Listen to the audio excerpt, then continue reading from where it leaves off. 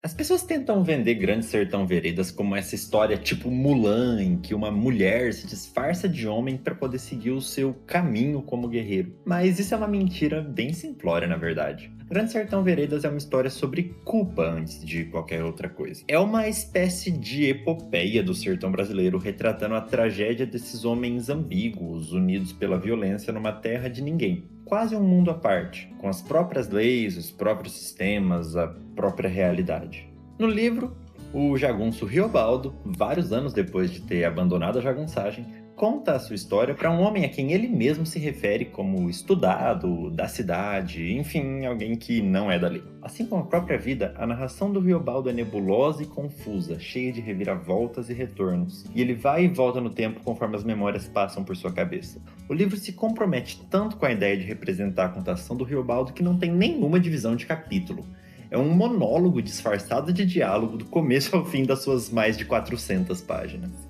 Teobaldo conta que ele teve uma infância simples com a mãe, mas que depois que ela morreu, ele foi acolhido pelo padrinho, Celorico Mendes, que era um fazendeiro rico da região. Mesmo que o padrinho tratasse ele muito bem e ele tivesse uma vida farta, alguns anos depois ele decide fugir dali. Um homem rico da região procurava um professor para ensinar para ele as letras e os números, e como o Riobaldo tinha aprendido tudo isso muito bem, ele aceitou a vaga.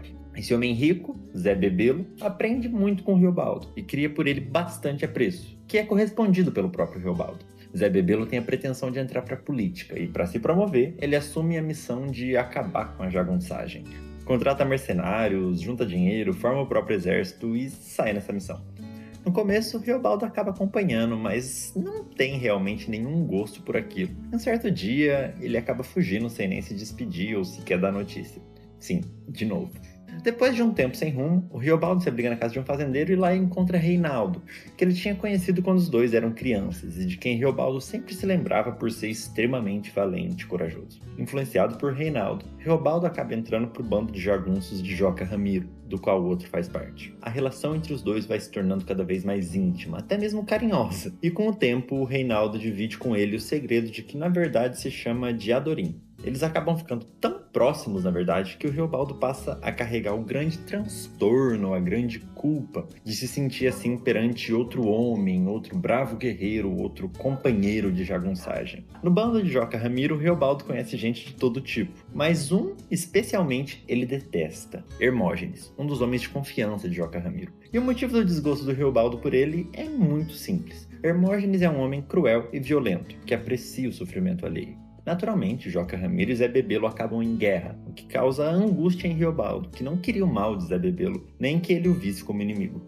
Outro descontentamento do Riobaldo é que o Hermógenes acaba criando por ele certo apreço como guerreiro, enquanto o Riobaldo só nutre desprezo. Eventualmente, Joca Ramiro derrota Zé Bebelo, que é julgado pelos jagunços. Hermógenes defende que Zé Bebelo seja punido com uma morte violenta e brutal, o que só aumenta a antipatia de Riobaldo por ele. Mas no fim, a sentença dada por Joca Ramiro é simplesmente que Zé Bebelo deixa o sertão com a promessa de não voltar enquanto Joca Ramiro vivesse. Vencida a guerra, o bando se separa em grupos menores, como de costume, e Riobaldo e Diadorim seguem no mesmo grupo. As coisas parecem tranquilas por um tempo, mas um dia um mensageiro chega desesperado, trazendo a mensagem de que Joca Ramiro foi traído e assassinado por Hermógenes. Eles partem numa missão de vingança, reunindo os aliados de Joca Ramiro para dar fim ao bando do Hermógenes, mas o Riobaldo na verdade não está tão convencido assim daquela missão. Acontece que o Joca Ramiro não era só o líder dos jagunços, mas o pai de Diadorim, e com isso o Riobaldo aceita que é impossível dissuadir o amigo e acaba seguindo junto com ele.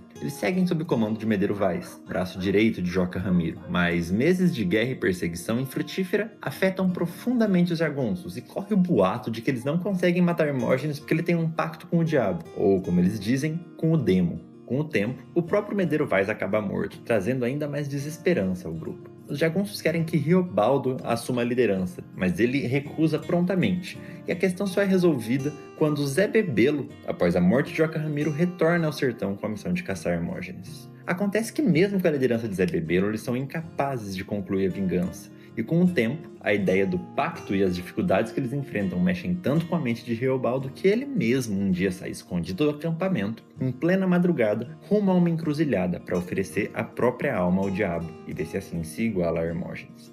Como nada efetivamente acontece, ele carrega agora uma dúvida cruel. Ele é ou não ainda dono da própria alma? Essa dúvida faz com que ele se sinta muitas vezes refém de pulsões que não parecem dele, de humores que não combinam com a tranquilidade e o apreço pela vida alheia que ele tinha mostrado até então. E em pontos, ele parece certo de que ele é agora um instrumento do demo, como ele mesmo diz. Os meses de guerra acabam levando o Riobaldo à posição de chefe, que ele já tinha rejeitado mais de uma vez antes do suposto pacto, mas que agora ele agarra com ferocidade, fazendo Zé Bebelo deixar o bando. É Riobaldo quem comanda as investidas derradeiras contra Hermógenes, e eles invadem a propriedade do próprio Hermógenes e sequestram sua esposa para obrigar que ele venha até eles. Na batalha final, tiroteio como jamais se viu, nas palavras dos jagunços, Riobaldo e seu bando saem vitoriosos, mas a batalha é decidida da forma que, para ele, é a mais cruel possível. Um duelo de facas entre Diadorim e Hermógenes que acaba levando à morte dos dois.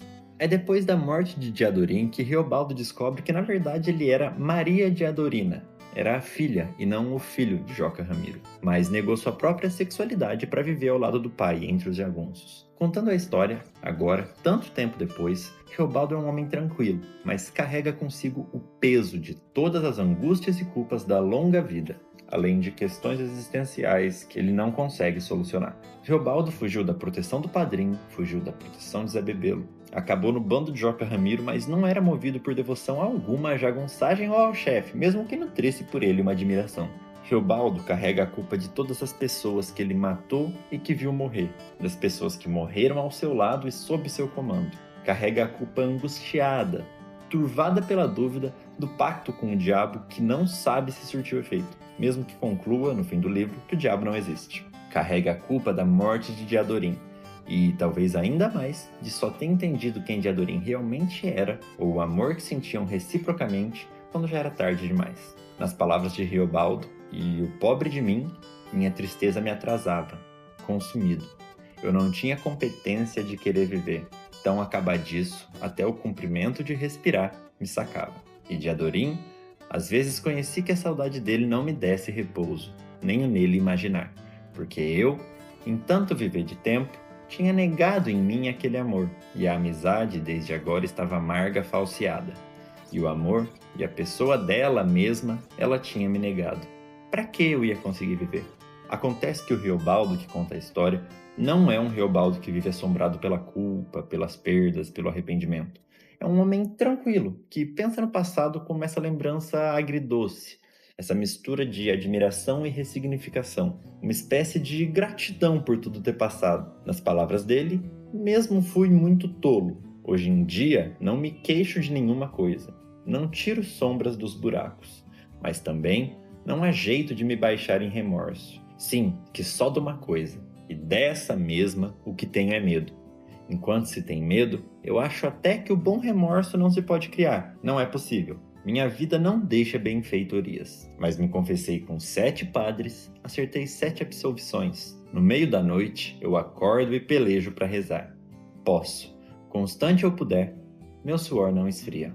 Recontar a própria história é para Riobaldo uma espécie de revisitação aos aprendizados da vida, chegando de novo à conclusão que marca seu desfecho. Amigos somos, nonada. O diabo não há, é o que eu digo, se for. Existe é homem humano. Travessia.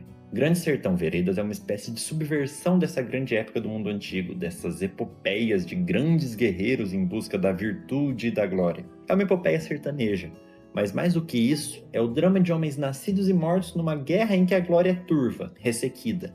Não é a história de uma grande nação guerreira com soldados orgulhosos dividindo um único ideal. É a história do sertão como essa entidade quase viva, essa figura misteriosa que transforma homens em jagunços, morte em vida e vida em morte. A história de um sertão que leva homens como Riobaldo por suas veredas e travessias. E é só quando chegam que eles conhecem o destino. Grande Sertão Veredas é a história de um sertão que, nas palavras do próprio Riobaldo, é do tamanho do mundo.